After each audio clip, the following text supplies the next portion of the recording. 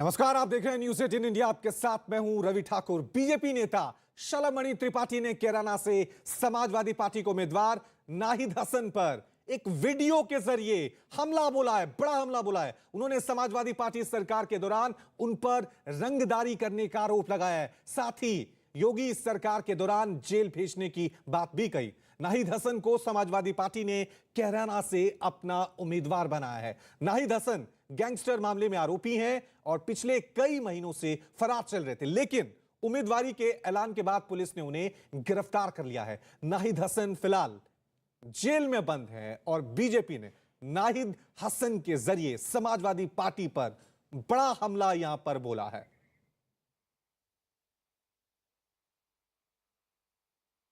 BJP नेता शलमणि त्रिपाठी ने Twitter पर लिखा कि सपा राज में गाड़ी की छत पर घूमकर फुल रंगबाजी करते थे, योगी राज में जेल की हवा खा रहे हैं। ये हैं यूपी के कुख्यात गैंगस्टर नाहिद हसन। फर्क तो बिल्कुल ही साफ है।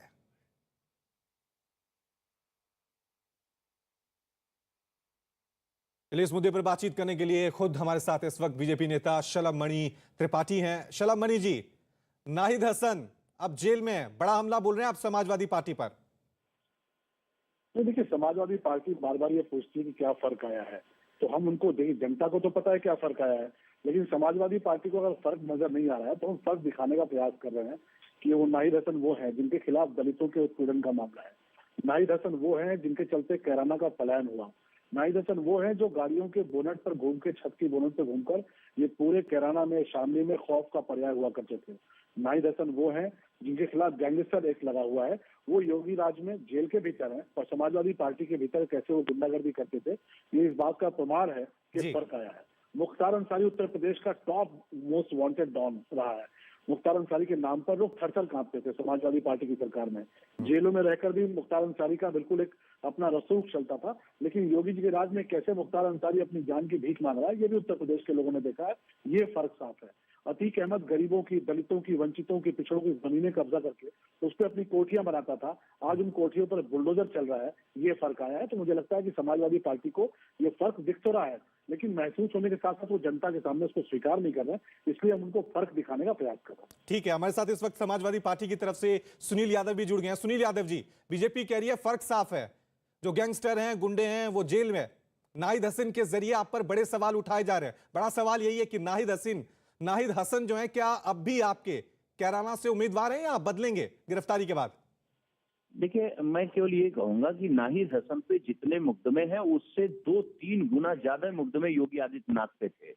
बीजेपी उनको मुख्यमंत्री बना देती है।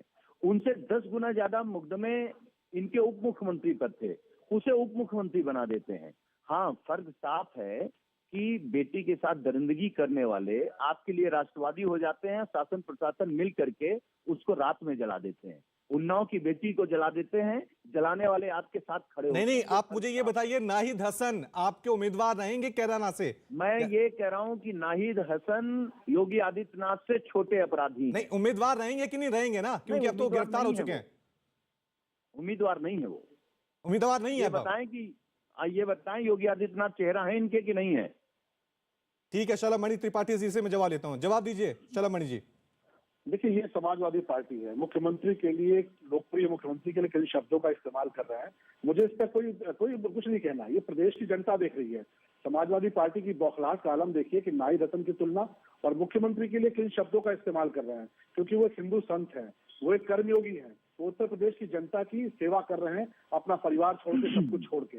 लेकिन समाजवादी पार्टी उनके लिए किन शब्दों का इस्तेमाल कर रही है। आपका चैनल बहुत ही लोकप्रिय चैनल है, मुझे लगता है कि देश और दुनिया के लोग देख रहे हैं कि मुख्यमंत्री जी के लिए कौन सी उपमा का इस्तेमाल इन्होंने किया, मुख्यमंत्री जी की तुलना कौन से किन लोगों से ये कर रहे हैं। उप मुख्यमंत्री जो कि बहुत ही गरीब वंचित समाज से आते हैं, पिछड़े समाज से आते हैं, केशव प्रसाद मौर्य जी, उनकी तुलना ये किन लोगों से कर रहे हैं। तो प्रदेश की जनता ने इनको 2014 में भी इनको सबक सिखाया, 2017 में भी सिखाया, 19 में भी सिखाया, 22 में भी सिखाएंगे। क्यों? क्योंकि नाहिद हसन, मुख्तार अंसारी, इन जैसे लोग समाजवादी पार्टी के ब्रांड एम्बेसडर थे, वो आज भी हैं, समाजवादी पार्टी ये चुनाव उनके नाम पर लड़ रही है और निश्चित तौर पर ये चुनाव माफिया बनाम उत्तर प्रदेश की जनता हो गया है। एक तरफ वो माफिया है जो चाहते हैं कि भारतीय जनता पार्टी की सरकार न आए, योगी जी मुख्यमंत्री न बने, और दूसरी तरफ वो लोग हैं जो चाहते हैं कि माफियाओं के खिलाफ कार्रवाई जो चल रही है वो चलती रहे, योगी जी मुख्यमंत्री बने और भारतीय जनता पार्टी की सरकार बने। तो पूरी तौर पर ये चुनाव प्रदेश की 24 करोड़ की जनता। ठीक है, मैं जवाब ले लेता हूं। सुनील यादव जी, बीजेपी ने एजेंडा सेट कर दिया है। बीजेपी साफ तौर से कह रही है कि इस बार जो चुनाव हो रहा है वो माफिया बनाम यूपी की जनता है। वो साफ तौर से कह रहे हैं कि गैंगस्टर के खिलाफ कड़ी कार्रवाई की गई है जो आपकी सरकारों में नहीं होती थी। भारतीय जनता पार्टी है जिसने किसानों को बर्बाद किया, दूसरी तरफ समाजवादी पार्टी जो किसानों के पक्ष में खड़ी है। एक तरफ भारतीय जनता पार्टी जिसने पिछड़े दलितों का आरक्षण छीन लिया, एक तरफ समाजवादी पार्टी है जो सामाजिक न्याय की बात कर रही, सबको लेकर के साथ चलने की बात कर रही, डेवलपमेंट की बात कर रही। एक तरफ वो भारतीय जनता पार्टी है, एक तरफ वो भारतीय जनता पार्टी है। हम लोग लगातार कह रहे हैं कि टॉप 10 जो अपराधी हैं उनकी सूची जारी करिए। क्या लेकिन देखिए सुनील यादव जी, टॉप 10 अपराधी, सुनील यादव जी, जनता में ये मैसेज तो जाएगा ना। नाहिद हसन जैसे व्यक्ति को आपने उम्मीदवार बना दिया है और उसकी गिरफ्तारी हो गई है, तो कहीं ना कहीं बीजेपी जो नैरेटिव सेट करने में कोशिश कर रही है, कामयाब तो हो रही ना। आप इस तरह के लोगों को जब टिकट दे रहे हैं, आप बीजेपी की मदद करेंगे तो कामयाब होंगे। मैं कह रहा हूं कि नाहिद हसन जैसे कितने बड़े अपराधी भारतीय जनता पार्टी में है। अगर उनकी पार्टी में है तो आप अभी भी उनकी तरह लोगों को क्यों टिकट दे रहे हैं? आप तो साफ छवि वाले लोगों को टिकट दीजिए ना। क्रिकेट खेल रहे हैं, उस पर बात नहीं कर रहे हैं। मैं फिर कह रहा हूं कि इनके मंत्री विधायक, इनका एफिडेविट निकाल लीजिए। सारे अपराधी जितना पूरे देश की पार्टी में नहीं होंगे उतना इनके साथ अकेले। चलिए, बहुत बहुत शुक्रिया आप दोनों का हमारे